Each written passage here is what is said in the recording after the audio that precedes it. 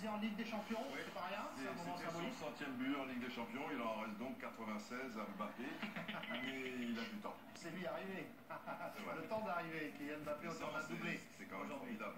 100, c'est quand même un chiffre en Ligue des Champions. Il y a des joueurs qui... En Ligue des Champions, quand même.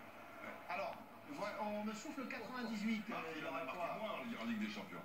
Ah ben forcément, il en a joué moins des matchs. Alors, 42 en Ligue des Champions. Ah, il est un peu plus de 100 buts dans ma carrière. Alors, vous devez compter le tour préliminaire, Didier, parce qu'en match de phase de poule ou éliminatoire, il est à 98. Ah, bon, ça m'étonne parce que le tour préliminaire, je veux dire, Ronaldo, c'est pas toujours faire beaucoup. Oui, peut-être avec le Sporting, avec Manchester, avec Manchester. 98, c'est nul, alors moi je croyais 100. Voilà, exactement. Et il va falloir qu'il attende un peu avant d'être un crack, Cristiano Ronaldo. 98. 87e minute, Bayern-Real, le Real qui mène toujours 2 buts à 1. On rappelle quand même que le Bayern est à 10 depuis l'exclusion à l'heure de jeu de Javi Martinez. Exactement, et le Real est encore à l'attaque avec le centre de Marcelo, deuxième poteau qui va chercher Cristiano Ronaldo, deuxième poteau, mais c'est pas terminé avec le centre de Carvajal, c'est récupéré et dégagé loin devant par Jérôme Boateng. Et on va en reparler longtemps de ce pénalty raté par Vidal au moment où vraiment le Bayern dominait, et dans sa période de domination, Vidal n'a pas réussi à concrétiser ça. C'était juste avant la mi-temps d'ailleurs, si je me rappelle bien, c'était à la 45e ou 46e, et en tout cas Ancelotti qui fait la tête des mauvais jours, en général quand il a un sourcil qui est très très haut comme ça, quand il a un sourcil comme ça qui remonte, c'est très très mauvais signe, et ça va être un combat homérique pendant une semaine pour les schémas tactiques, pour essayer d'inventer quelque chose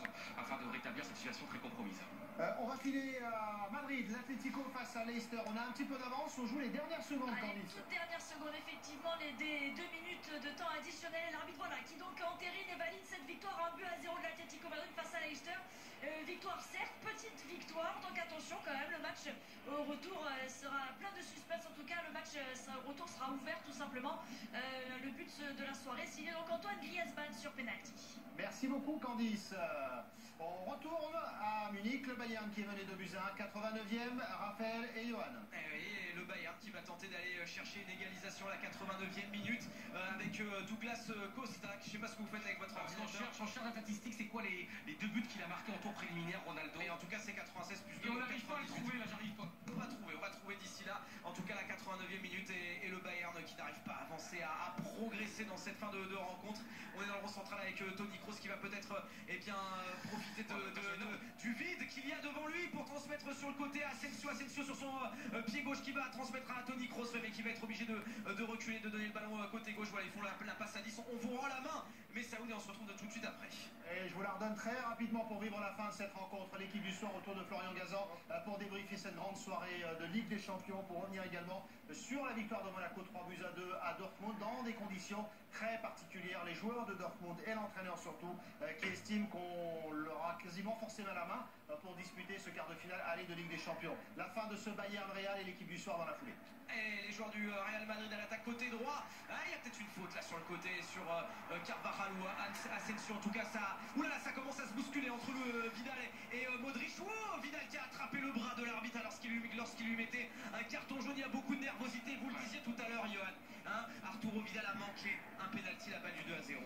Alors que en plus c'est lui qui avait marqué, qui avait ouvert le score, donc c'est une soirée vraiment à double tranchant pour lui, et là il y a vraiment une faute, mais c'est une faute de nervosité. Il y a un joueur franchement qui est épatant depuis son entrée en jeu, c'est Asensio, voilà, qui est phénoménal, qui a une superbe vision du jeu et offensivement apporte énormément. Et là on a vu sur nos écrans de contrôle ce qu'a fait Arturo Vidal ensuite à Luka Modric. Il lui a d'abord mis un coup de pied et ensuite il l'a poussé. Voilà, donc carton jaune mérité, mis par Monsieur Rizzoli, l'arbitre de la rencontre, alors qu'il va y avoir un nouveau changement du côté du Real Madrid. Il y aura déjà, on peut vous donner 3 minutes de temps additionnel minimum, et donc la sortie de Luka Modric qui va donc sortir, qui a fait un match correct comme d'habitude au milieu de terrain, à récupérer des ballons, à temporiser et à transmettre à ses partenaires. Il a souligné la prestation de Nacho, l'homme surprise, puisque avec les absences de Pep et de Varane, et vraiment il a tenu le choc. Et là l'entrée de Kovacic, l'ancien de l'Inter. Un Croate remplace un autre Croate, et le coup franc à suivre pour le Real Madrid. On est côté droit dans le sens de l'attaque du Real. Attention Ramos, est-ce que Ramos on le voit? Ramos, est-ce qu'il est là? Il doit être dans le coin. Allez, le centre de... Ramos, et vous l'aviez annoncé, le 3-1 sur un coup franc tiré par Toni Kroos. On le cherchait dans la surface de la chercher. Il était là, et il est arrivé, et il a marqué le 3e but du Real Madrid. Il a mis le 3e but du Real Madrid, je ne crois pas, parce qu'on voit les joueurs du Bayern qui sont en train de protester, mais j'ai pas l'impression. En tout cas, Toni Kroos a déposé le ballon dans la surface de réparation. Il revenait d'une position de hors-jeu. C'est pour ça qu'on le cherche. finalement l'arbitre et le but semble refuser, effectivement, parce que là on le voit Ramos très en colère, et le but est refusé. Le but est refusé, mais vraiment l'arbitre a mis du temps, Et heureusement, vraiment, il n'y avait pas but parce qu'il revenait d'une position de hors-jeu. Il a vraiment voulu faire le malin, Ramos, là, parce qu'il était vraiment très hors-jeu, et il n'est pas revenu assez vite. Et c'est vrai qu'on l'annonçait, parce qu'évidemment Ramos dans ces cas-là, en plus il attend les dernières minutes, c'est l'homme, tu vois, il y a des t-shirts qui existent. Voilà, c'est quoi les t-shirts qui existent déjà? La vie a rien de plus belle qu'à partir de la 90e minute, où je t'aime comme un but à la 93e minute. Ramos, quand même, rendez-vous compte, qui a marqué en finale de la Ligue des Champions 2014, en finale de la Ligue des Champions 2016, et là qui a eu une fausse joie, parce qu'il avait explosé, tout le clan du Real Madrid avait explosé, et ce but annulé, refusé, peut faire pencher la balance au match retour. Ouais, ça peut faire penser la balance au match retour. En tout cas, sachez quand même que le Bayern Munich en Ligue des Champions restait sur 16 victoires consécutives. 16 victoires pour le Bayern consécutives en Ligue des Champions. La dernière équipe à avoir battu à domicile, hein, voilà, je précise la stat, à domicile, 16 victoires consécutives à domicile pour le Bayern Munich. La dernière équipe qui avait battu à domicile le Bayern Munich, c'était le Real Madrid en 2014. La victoire du Real sur le score de 4 buts à 0. Vous êtes le roi des stats, je ne l'avais pas dans ma besace, et en tout cas c'est une pure soirée pour les équipes allemandes aujourd'hui, puisque Dortmund s'est incliné en fin d'après-midi et en début de soirée, et pour l'instant le Bayern s'incline aussi. Et c'est vrai qu'on en parlera tout à l'heure avec Florian Gazan dans l'équipe du soir. On va revenir sur sa déclaration de l'entraîneur allemand Tuchel, l'entraîneur du Borussia Dortmund, qui a déclaré donc évidemment s'être senti délaissé par les instances, et en gros on les a forcés à jouer. Allez, encore quelques 20 secondes à jouer dans le temps additionnel de cette deuxième période, et on se dirige vers une victoire du Real Madrid. 2-1, le doublé de Cristiano Ronaldo à 10 contre 11. Cristiano Ronaldo justement qui va remettre le ballon côté gauche à Asensio, qui va recentrer. Cristiano Ronaldo qui est à la réception du centre, il n'a pas pu tirer, il va chercher l'un de ses partenaires, il va décaler côté droit.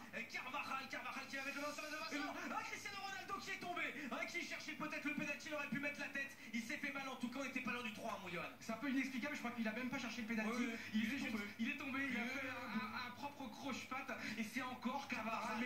Et tout simplement, il est tombé contre une taupe. Il y avait une taupe qui est apparue là, et il est tombé sur la taupe. Et d'ailleurs, il n'a même pas cherché à feindre le pénalty, il est tombé tout seul. Et voilà, c'est la fin, voilà, c'est terminé. Monsieur Rizzoli siffle la fin de ce quart de finale à la Ligue des Champions. La victoire du Real Madrid sur le score de 2-1 à l'Allianz Arena face au Bayern Munich, réduit à 10 contre 11, le doublé de Cristiano Ronaldo. Et Zidane qui continue toujours à avoir la main chaude depuis qu'il est entraîneur du Real Madrid. Une Ligue des Champions depuis qu'il a pris la place de Rafael Benitez. Une Ligue des Champions gagnée, et là, pour l'instant, bien parti pour accéder à la demi-finale. Et demi-finale donc de Ligue des Champions. En tout cas, on le saura la semaine prochaine, et dans quelques instants, vous avez rendez-vous avec l'équipe du soir et Florian Gazan. Et on voit Cristiano Ronaldo qui reste au sol en surface de réparation. Allez, tout de suite, le débrief de cette rencontre. On parlera également de Dortmund-Monaco. C'est tout de suite dans l'équipe du soir en compagnie de Florian Gazan. Bonne soirée. Rien n'arrête l'actu du sport.